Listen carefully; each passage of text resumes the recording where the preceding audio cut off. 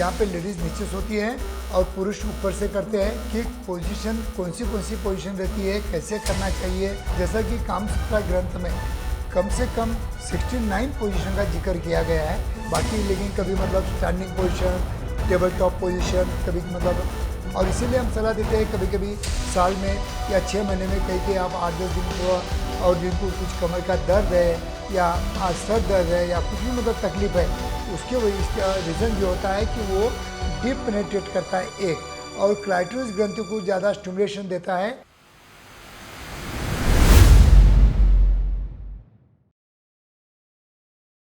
नमस्कार दोस्तों, जब कभी सेक्स की बात निकलती है तो डेफिनेटली आपके माइंड में सेक्स पोजीशन के बारे में कभी न कभी सवाल खड़े होते हैं कि पोजीशन कौन सी पोजीशन रहती है, कैसे करना चाहिए, कब अपनाना चाहिए, इसके बारे में काफ़ी कंफ्यूज रहते हो।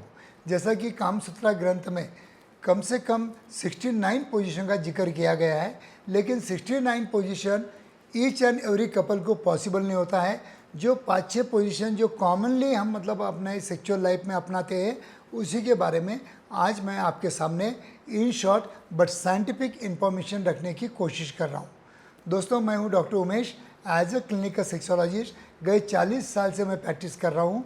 अगर मेरे साइंटिफिक वीडियो आपको चाहिए तो मेरे चैनल को सब्सक्राइब कीजिए, और वीडियो अच्छे लगे तो अंत में अपने यार दोस्तों को शेयर कीजिए। तो दोस्तों, आज का हमारा टॉपिक है, बहुत इंटरेस्टिंग टॉपिक है, and that is about the sex position. अब जैसा कि आपको मालूम है 69 पोजीशंस रहती है, लेकिन कॉमनली हम एक 5 या 6 पोजीशन यूज़ करते हैं।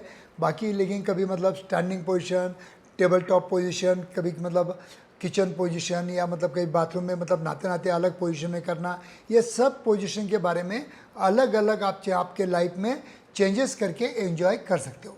लेकिन उसके लिए आपके पार्टनर की कंसर्न रहना भी बहुत ज़रूरी रहती है। अब डेफिनेटली 99% जो सेक्स पोजीशन जो कॉमन है वो है मिशनरी पोजीशन, जहाँ पे लेडीज़ नीचे सोती हैं और पुरुष ऊपर से करते हैं, उसको बोलते हैं सिंपल मिशनरी पोजीशन। अब 99% लोग यही करते हैं और 99% टाइम भी यही करते हैं, और इसके वजह से क्या होता है, रूटीन में वही करके दोनों को भी एंजॉयमेंट थोड़ा कम मिलता है। और इसीलिए हम एडवाइस करते हैं हमारे क्लिनिक से कि कभी ना कभी आपने पोजीशन को चेंज करना, या अपने जगह को चेंज करना, या अपने मतलब एटमॉस्फेयर को चेंज करना बहुत ज़रूरी बन जाता है। और इसीलिए हम सलाह देते हैं कभी कभी साल में या 6 महीने में कहीं के आप 8-10 दिन तो एज मतलब मिस्टर या मिसेस घूम के आते हो, तो कुछ ना कुछ आपके लाइफ में बदलाव होता है। आपकी एंग्जाइटी कम हो जाती है, डिप्रेशन कम हो जाता है, और बाहर हम लोग मतलब कुछ टेंशन न रहने की वजह से हम ज़्यादा एंजॉय करते हैं। तब आप अलग अलग पोजीशन में एंजॉय कर सकते हो। तो हम 99% मिशनरी पोजीशन करते हैं। तो पहली पोजीशन मैं आपको मतलब एडवाइस करता हूँ कि जो है स्पूनिंग पोजीशन। जिन लोगों को मतलब बहुत थकान आ गई है, थक गए हैं, और जिनको कुछ कमर का दर्द है या आज सर दर्द है या कुछ भी मतलब तकलीफ है, तब हम स्पूनिंग पोजीशन करने को बोलते हैं कि जहाँ पे एक दूसरे का मतलब पीछे चिपक के डायरेक्ट स्मूथली इंसर्ट करना है, वजाना में इंसर्ट करना है। इसको हम बोलते हैं स्पूनिंग पोजीशन।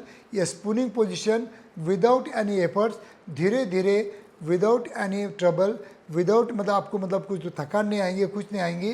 स्पूनिंग पोजीशन में ज़्यादा देर चलता भी है और टाइमिंग भी बढ़ता है, इसलिए आप कभी कभी स्पूनिंग पोजीशन एंजॉय कर सकते हो। दूसरी पोजीशन मैं रखूँगा कि डॉगी पोजीशन। अब डॉगी पोजीशन 99% लेडीज़ को अच्छा लगता है। इसका रीज़न जो होता है कि वो डीप पेनेट्रेट करता है एक, और क्लाइटोरिस ग्रंथि को ज़्यादा स्टिमुलेशन देता है। इसके वजह से मैक्सिमम लेडीज़ जो एंजॉयमेंट लेती है या जिनको ऑर्गेज़म मिलता है, वो डॉगी पोजीशन में मिलने के चांसेस उनके ज़्यादा हो जाते हैं। इसलिए कभी कभी आप डॉगी पोजीशन भी कर सकते हो। मतलब आपको एनल सेक्स नहीं करना है, वजाइनल सेक्स करना है, लेकिन पीछे से करना है, उसको हम बोलते हैं डॉगी पोजीशन।